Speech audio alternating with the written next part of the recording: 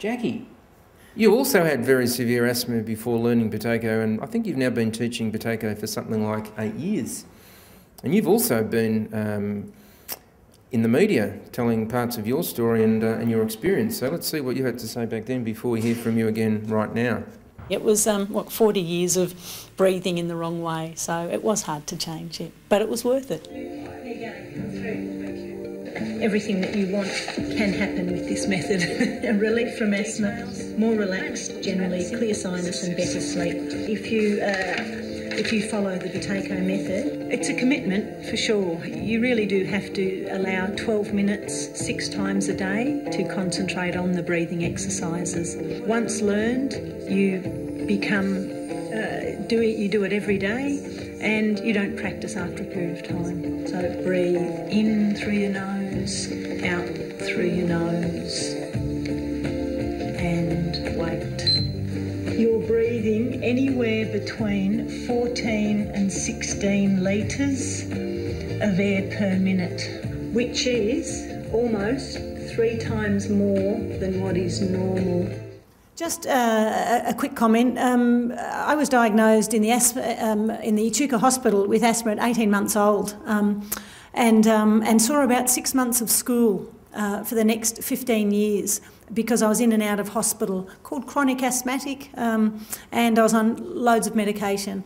The change was that seeing an ad in the paper that Paul was advertising, and I thought, it cannot happen. There is no way that he's going to be able to help my asthma. No one else could, no respiratory physician could, and then I learned Buteyko, and within 3 days I didn't need to use Ventolin, and I was just stonkered by it. Since then I came off prednisolone and Becotide, which are the steroids, and I've never looked back. So I call myself asthma-free and have since within 3 months of the course back in 1999. So short testimonial, but absolutely fantastic.